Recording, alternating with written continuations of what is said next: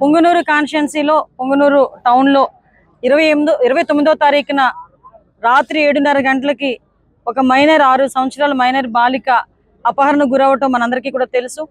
అపహరణకు గురైన వెంటనే సుమారుగా రాత్రి 11 గంటల టైంలో వాళ్ళ ఫాదర్ పోలీస్ స్టేషన్కి వచ్చి కంప్లైంట్ ఇవ్వగా సుమారుగా ఎస్పీ దగ్గర నుంచి డిఎస్పీ లెవెల్ ఆఫీసర్స్ కానీ చుట్టుపక్కల సిఐలు ఎస్ఐలు అందరూ కూడా సుమారుగా 2 రోజులుగా దగ్గర 12 టీములను ఏర్పాటు చేసి ఆ అమ్మాయి అపహరణకు గురైన అమ్మాయి సజీవంగా దొరకాలి అని చెప్పి చాలా పెద్ద ఎత్తున వాళ్ళందరూ కూడా సెర్చ్ చేయడం మొదలుపెట్టారు, దర్యాప్తు చేయడం మొదలుపెట్టారు, వెతకడం మొదలుపెట్టారు.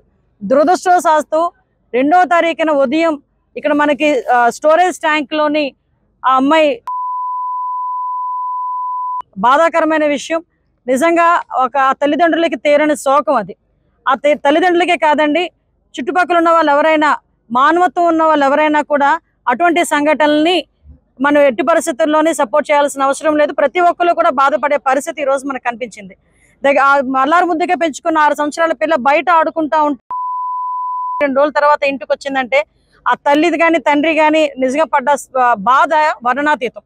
అటువంటి సందర్భంలో మేమందరం కూడా, ఎందుకంటే అమ్మాయి సజీవంగా దొరకాలి అని చెప్పి పోలీస్ డిపార్ట్మెంట్ దగ్గర నుంచి ఇక్కడ రాజకీయ నాయకులు కానీ, ఇక్కడ ఇన్ఛార్జి గారు కానీ, లోకల్ మంత్రి గారు కానీ అందరూ కూడా పర్టికులర్ గా డిపార్ట్మెంట్ మీద ప్రెజర్ పెట్టి డిపార్ట్మెంట్ కూడా ఎన్ని రకాలుగా సపోర్ట్ చేశారంటే దగ్గర టవర్ డంప్ తీసుకొస్తే 2800 ఫోన్ కాల్స్ టవర్ డంప్ లో దొరికినాయి.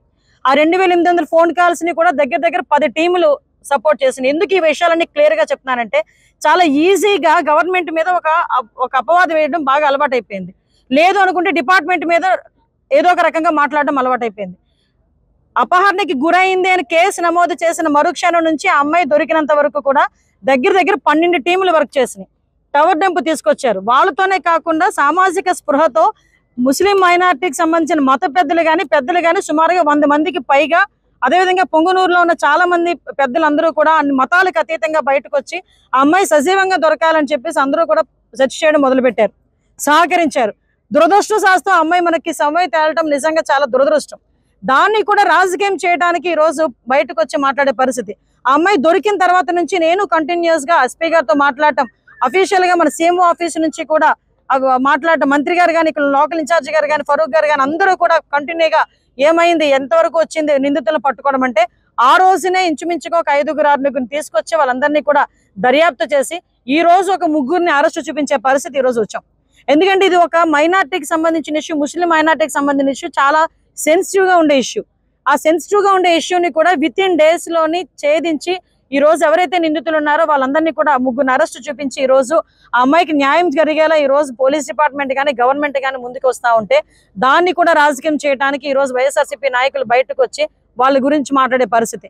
ఏమంటే ఒక ఆడపిల్లని మామూలుగా జరిగిందంటేనే బయటకు వస్తే ఒక మగపిల్లాడు ఏడిపించాడంటేనే ఇంటికి వెళ్ళి అమ్మాయి చెప్పుకోవడానికి కూడా సిగ్గుపడుతుంది, బాధపడుతుంది. ఆ విషయాన్ని బహిర్గతంగా చెప్పడానికి కూడా చాలా మంది కుటుంబాల వాళ్ళు బయటకు రారు. అటువంటి రోజు ఒక ముస్లిం మైనార్టీ బాలిక అమ్మాయిని అక్కడ పడేసిన తర్వాత బయటకు వచ్చి వీళ్ళు అత్యాచారం జరిగిందని సాక్షి టీవీలో ఏ రకంగా వాళ్ళు మాట్లాడగలుగుతున్నారండి? అంటే ఒక మైనర్ బాలిక హత్యను కూడా రాజకీయం చేసి ఆ అమ్మాయిని కూడా వీధిలో పెట్టడానికి ప్రయత్నం చేస్తున్నారు. నేను ఇంత మాట్లాడుతున్నాను కానీ బాలికనే మాట్లాడుతున్నాను కానీ అమ్మాయి పేరుని ఎక్కడ కూడా మేము బయట ప్రస్తావించట్లే. అంటే ఎవరైనా సరే అటువంటిది అత్యాచారం జరిగింది అని చెప్పి వాళ్ళే డిక్లేర్ చేసేసి అమ్మాయి పేరును కూడా బయటకు తీసుకొచ్చి ఈ కుటుంబాన్ని ఇంకా మనోవేదనకి గురి చేసే పరిస్థితి కనిపిస్తా ఉంటే ఎందుకు ఊరుకోవాలి? ఈ రోజు ఇదిగో నా దగ్గర పోస్ట్ మార్టం రిపోర్ట్ ఉంది. సుమారుగా 5 డాక్టర్లు కలిపి సిగ్నేచర్ చేసి ఇచ్చిన పోస్ట్ మార్టం రిపోర్ట్. ఎటువంటి సెక్షువల్ అసాల్ట్ లేదు, ఆ అమ్మాయి బట్టలు కూడా ఎక్కడ కూడా చిరగలేదు, చిన్న గాయం కూడా లేదు, ఆ అమ్మాయిని తర్వాతనే నేలలో పడవేయడం జరిగింది అని చెప్పి క్లియర్ గా ఒక పోస్ట్ మార్టం రిపోర్ట్ ఇస్తే దాన్ని కూడా అంటే వీళ్ళేదో పెద్ద డాక్టర్ లాగా, వీళ్ళేదో పెద్ద లాయర్ లాగా, వీళ్ళేదో 4 కలిపి చేశారు. 4 రోజులు తర్వాత అమ్మాయి బయటకు వచ్చింది. ఎందుకండి అబద్ధాలు ఆడాల్సిన అవసరం? ఒక మైనారిటీకి సంబంధించిన ఒక బాలిక తాలూకా చావును కూడా రాజకీయం చేయడానికి చూస్తున్నారంటే వీళ్ళు ఏ రకంగా ఆలోచించాలో ఒకసారి అర్థం చేసుకోండి. నేను ఒకటే అడుగుతున్నా, నేను వచ్చేటప్పుడు 2-3 ప్రెస్ మీట్లు చూసా, జగన్మోహన్ రెడ్డి వస్తున్నాడు. అరే అయ్యాం రా అయ్యా, నువ్వు వద్దని చెప్పట్లేదు, రాజకీయం చేయమాక. నీ హయాంలో సుమారుగా కొన్ని 100 మందికి అత్యాచారాలు జరిగినాయి. నీ సొంత కాన్షియన్సీ పులివెందుల కాన్స్టిట్యున్సీలోనే నాగమ్మని ఒక ఆవిడని చంపేస్తే, అతి క్రూరంగా చంపేస్తే మేమందరం వెళ్తే ఆ రోజు మా మీద అట్రాసిటీ కేసులు పెట్టావు. ఈ రోజు వరకు దాని అతిగతి లేదు. నీ సొంత నియోజకవర్గం, నువ్వు వింటున్న ఇంటి దగ్గరలోనే ఒక వెంకటరెడ్డి అనే ఒక అమ్మాయిని సామూహిక అత్యాచారం చేస్తే ఈ రోజు వరకు పట్టుకునే దాఖలాలు కనిపించలేదు. 5 సంవత్సరాలు వచ్చి పరామర్శించి వెళ్తా అంటే నీ ఇష్టం, అది కాదని చెప్పట్లే. మరి ముఖ్యమంత్రి హయాంలో ఉండి ఇన్ని వేల మంది, ఇన్ని వందల మంది ఆడపిల్లలకు అత్యాచారాలు హత్యలు జరిగినప్పుడు ఆ రోజు ఎందుకు తాడేపల్లి కొంపలోంచి ఒక్క రోజు కూడా బయట పెట్టలేదు అడుగు? ఈ రోజు రాజకీయం చేయడానికి నీకు ఒక అవకాశం దొరికిందని చెప్పి రాజకీయం చేయడానికి వస్తున్నావా? ప్రభుత్వం మీద బురద చల్లడానికి వస్తున్నావా? దీనికి వత్తాసు పలుకుతో చాలా మంది బయటకు వచ్చి మాట్లాడే పరిస్థితి. నేను ఒకటే కోరుకుంటున్నా, ఆడపిల్లకి అన్యాయం జరిగింది, ఎస్ మనందరం కలిసి కూర్చొని ఎట్టి పరిస్థితుల్లోనైనా మనందరం కూడా ఎలా మాట్లాడాలి, ఎలాగ అమ్మాయిని వాళ్ళ కుటుంబానికి భరోసా ఇవ్వాలన్న ఆలోచన మనం చేయాలి. ఈ రోజు ఆ పుట్టడు దుఃఖంతో ఉన్నది ఆ కుటుంబం. ఆ అమ్మాయి వాళ్ళ తల్లిదండ్రుల దగ్గరికి వెళ్తే వాళ్ళు కోరుకున్నది ఒకటే, మమ్మల్ని రాజకీయాల్లోకి లాక్కండి, మా అమ్మాయి చనిపోయింది. ఇప్పటికే మా అమ్మాయి చనిపోయిన తర్వాత కూడా ఈ రోజు అత్యాచారం జరిగిందని చెప్పేసి రేణుపోని వార్తలన్నీ రాస్తున్నారు. దయచేసి అలాంటి వద్దు. మా అమ్మాయికి జరిగిన అన్యాయం వేరే వాళ్ళకి జరగకుండా చూడండి, శిక్షించండి, అది మాకు చాలు అని చెప్పి చేతులు పట్టుకుని బతిమాలే పరిస్థితి ఈరోజు కనిపిస్తా ఉంది. దయచేసి మానవతా దృక్పథంతో ఒక్కసారి ఆలోచించండి. మనం చేస్తున్న పని ఏంటో అన్నది ఒక్కసారి ఆలోచించండి. ఈ రోజు మేము 3 మంత్రులు వచ్చామండి. ఈ రోజు ఒక ఆడపిల్లకి అన్యాయం జరిగింది, ఆ అమ్మాయి కుటుంబానికి భరోసా కల్పించాలని మన ఫరూక్ గారు కానీ, లోకల్ మన మినిస్టర్ గారు రామప్రసాద్ రెడ్డి గారు కానీ, నేను కానీ డే ఫస్ట్ నుంచి కూడా మాతో వచ్చిన బాబు గారు కానీ, మన మదనపల్లి ఎమ్మెల్యే గారు కానీ, షాజహాన్ గారు కానీ అందరం కలిసి ఇక్కడికి వచ్చి మేము మాట్లాడుతూ ఉంటే, ఇక్కడికి వచ్చి రెచ్చగొట్టే ధోరణిలోని వైఎస్ఆర్సీపీ వాళ్ళు చేసే ప్రతి పరిస్థితిని కూడా ప్రజలు కూడా గమనించాలి. దయచేసి మైనారిటీ పెద్దలు కూడా గమనించండి. ఈ రోజు మేమందరం కూడా మీకు భరోసా కల్పించడానికి, ఆ కుటుంబాన్ని భరోసా కల్పించడానికి, ఫర్దర్గా ఇలాంటివి జరగకుండా చూసుకోవడానికి మేమందరం కూడా ప్రయత్నం చేస్తున్నాం. మేమందరం కూడా అదే బాటలో ఉన్నాం. దయచేసి మీరందరూ కూడా మాకు సహకరించండి.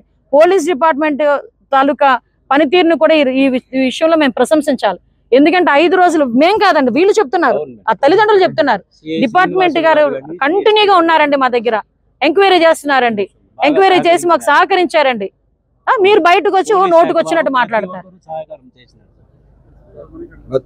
ఎస్పీ గారు, సిఐ శ్రీనివాసులు సార్ గారు, కలెక్టర్ గారు, ప్రతి పోలీస్ డిపార్ట్మెంట్ అంతా మాకు ఎంతగానో ఆ రోజు పోగొట్టుపోయిన తర్వాత వెంటనే సిఐ శ్రీనివాసులు గారు స్పాట్కు రావడము, ఎఫ్ఐఆర్ దర్జు చేయడము, అప్పటి నుంచి కంటిన్యూగా ప్రతి ఒక్కసారి ఇక్కడే ఉండి పోలీస్ శాఖ మొత్తము ఎంతగానో ప్రయత్నించి 3-4 రోజులు కంటిన్యూగా రాత్రి అంతా మేల్కొని ఎంతో మాకు సహాయం చేసి, మా పుంగనూరు ప్రజలు కుల మతాలకు అతీతంగా ప్రతి ఒక్కరూ, మా పుంగనూరు ప్రజలకు నేను నా బిడ్డ కాకుండా పుంగనూరు ప్రజల మొత్తం బిడ్డ అనుకొని ప్రతి ఒక్కరూ, నేను నా జీవితంలో వాళ్ళందరికీ రుణపడి ఉంటానండి. ప్రతి జీవితాంతం నేను ప్రతి ఒక్కరూ సహాయం చేసినారు, ప్రతి ఒక్కరూ ఇది చేసి మా పాప కోసం ప్రతి ఒక్కరూ ప్రయత్నం చేసినారు. మేము సీఎం చంద్రబాబు గారు నమ్మకం పైన ఎంతో ఆశ పెట్టుకొని ఉన్నాము. దయచేసి మా పిల్లకు జరిగినంత ఘోరంగా ఇది చేయకుండా, చిన్న పిల్లోళ్ళు ఇంటికాడే ఆడుకుంటా ఉంటే ఎత్తుకొని వెళ్ళిపోయి దారుణంగా 3 రోజుల తర్వాత సమ్మర్ స్టోరేజ్ ట్యాంకులు మా పాప చూడలేని స్థితిలో, మేము కూడా చూసుకోలేదు మా పాపని, అంత దారుణంగా చేసి లాస్ట్కు ఈ మాదిరిగా చేసినారు. దయచేసి వాళ్ళందరినీ కఠినంగా శిక్షించాలని, మరియు చిన్న పిల్లలకు ఎవరు ఈ విధంగా చేయకుండా, ఇంకా మీద ఎవరు పిల్లలైనా ఒకటే, దయచేసి ప్రభుత్వం వారు, సీఎం గారు మేము చేస్తారనే నమ్మకంతో ఎంతో ఎదురు చూస్తా ఉన్నాము. ఒకటి కాదండి, 2 కాదండి, సంఘటనలు చెప్పమంటే నేను చాలా సంఘటనలు చెప్పగలను. 5 సంవత్సరాల్లోని 5 మీరన్న మిస్బా వాళ్ళ తల్లి కూడా ఈ రోజు నా దగ్గరకు వచ్చింది ఈ రోజు మాట్లాడడానికి. అంటే విషయం ఏంటంటే, ఆ రోజు అధికారంలో ఉండి సీఎం పొజిషన్ లో ఉండి ఆయన ఆ రోజు ఇంతమంది ఆడపిల్లలు చచ్చిపోయినా, చంపేస్తున్నా, అత్యాచారాలు చేస్తున్నా, మీరు తెలుసా మహిళా కమిషన్ కి సీఎం అప్పుడు జగన్మోహన్ రెడ్డి, మాజీ సీఎం జగన్మోహన్ రెడ్డి గారికి నేను ఒక బుక్లెట్ ఇచ్చామండి. ఇంతమంది అమ్మాయిలను చంపేశారు, ఇంతమంది అమ్మాయిల మీద అత్యాచారాలు జరిగినాయి, మీరు ఎటువంటి యాక్షన్ తీసుకుంటున్నారంటే ఒక్క రోజు దాని గురించి మాట్లాడే సందర్భం లేదు. ఈ రోజు కావాలని ఇక్కడ రాజకీయం చేయడానికి, ఆ పాపం ఆ పిల్ల అత్యాచారం జరగలేదు, నా పిల్లకి మామూలుగా చనిపోయింది, అతి క్రూరంగా చంపేశారని ఆ తల్లిదండ్రులు బాధపడతా ఉంటే, లేదు అత్యాచారం జరిపి చంపేశారు అంటే ఈ రకంగా వాళ్ళు అది కూడా రాజకీయం చేయడానికి చూస్తున్నారు. కేవలం రాజకీయాలకి, చావుల్ని కూడా రాజకీయాలకు ఉపయోగించుకునే పరిస్థితి వైఎస్ఆర్సీపీలో ఉంది తప్పించి అంతకు మించి ఏమీ లేదు. అందుకే నేను అప్పీల్ పెడుతున్నా, ప్రజలకు అప్పీల్ పెడుతున్నా, మైనార్టీ సోదరులకు అప్పీల్ పెడుతున్నా, మీరందరూ కూడా ఒక్కసారి ఆలోచించండి. సంఘటన జరిగిన తర్వాత ఎంత తొందరగా రియాక్ట్ అయ్యారో పోలీసులు కూడా. 12 బృందాలు ఏర్పాటు చేయడమే కాదు, క్లూస్ టీమ్స్ దగ్గర నుంచి, డాగ్ స్క్వాడ్ దగ్గర నుంచి, టవర్ డంప్ దగ్గర నుంచి ప్రతి ఒక్క ఆస్పెక్ట్, ఏ ఒక్క చిన్న అవకాశాన్ని కూడా వదలకుండా వితిన్ డేస్ లోనే ఈ రోజు నిందితులను పట్టుకొని ఈ రోజు అరెస్ట్ చేసే పరిస్థితి కనిపించిందంటే అది చంద్రబాబు నాయుడు గారి గవర్నమెంట్ అంటే, అది ఎన్డీఏ గవర్నమెంట్ అంటే. అలా మానేసుకొని అది చూసి ఓర్వలేక దీన్ని కూడా రాజకీయం చేయడానికి పక్కపక్క నియోజకవర్గాల నుంచి ఇక్కడికి వచ్చి రెచ్చగొట్టేది ఏంది నాకు అర్థం కావట్లే. వచ్చి సహాయం చేయండి, అమ్మాయికి భరోసాగా నిలబడండి ఒక రోజు వచ్చి, అంతే తప్పించి ఈ రకంగా చేయటం అనేది మంచి పద్ధతి కాదు. దీన్ని కూడా ప్రజలందరూ కూడా దయచేసి గమనించాలని మనస్ఫూర్తిగా తెలియజేసుకుంటున్నాం. మేము న్యాయం చేస్తామని చెప్పి జగన్ సార్ అని పెద్దిరెడ్డి అందరూ కలిసి మినిస్టర్ అందరు కలిసి చెప్పినారు. కానీ ఇప్పటివరకు ఏమి న్యాయం చేయలేదు. ఉల్టా మాకి ఊరి నుండి భయపడిచ్చి పొలంనేరులో ఉండేవాళ్ళు మేము నివసిస్తున్నాము, ఇప్పుడు పుంగనూరులో వచ్చి నివసిస్తున్నాము. లోకేష్ సార్ని కూడా కలిసినాము, కాన్వాయిలు కూడా కలిసినాము. మళ్ళా కేసు కూడా రీఓపెన్ చేస్తామండి, రీఓపెన్ చేస్తామని చెప్పినారు. కేసు కూడా రీఓపెన్ అన్ని విధాలుగా మీకు న్యాయం చేస్తామని చెప్పినారు. మాకు కూడా భరోసా ఏంటండి, వాళ్ళు అప్పుడు మాట్లాడరు, ఇప్పుడు మాట్లాడడానికి ప్రయత్నం చేస్తారు. అదే ప్రజలు కూడా నేను విజ్ఞప్తి చేసేది ఏంటంటే ఇలాంటి మాటలు నమ్మకండి, తిరిగి మీరు వాళ్ళు ప్రశ్నించండి అని మేము చెప్తున్నాం. ఎందుకంటే ఇంతమంది అమ్మాయిలు మిస్ అవుతున్నారని ఆ రోజు చెప్తే ఆ రోజు ఎవరు మాట్లాడలే.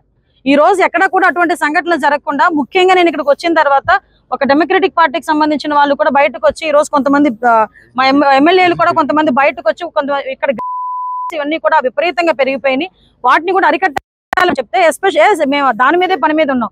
ఈ 100 రోజుల పరిపాలనలో గంజాయిని, డ్రగ్స్ ని అరికట్టడానికి నార్కోటిక్ టాస్క్ ఫోర్స్ కూడా ఏర్పాటు చేస్తున్నాం. అది కేబినెట్ అప్రూవల్ అయిన తర్వాత దాన్ని లాంచ్ కూడా చేస్తాము.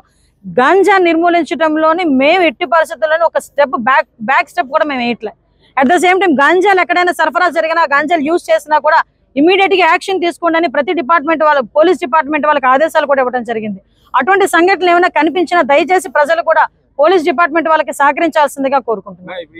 నాయుడు గారు కంపల్సరీగా భరోసా ఇవ్వడానికని మమ్మల్ని పంపించున్నారు. మేము వాళ్ళతో మాట్లాడతాము, ఎట్టి పరిస్థితుల్లో శిక్ష పడేటట్టు చేస్తాము. వాళ్ళ కుటుంబాన్ని కూడా మేము ఆదుకుంటాం, అన్ని విధాలు ఆదుకుంటాం.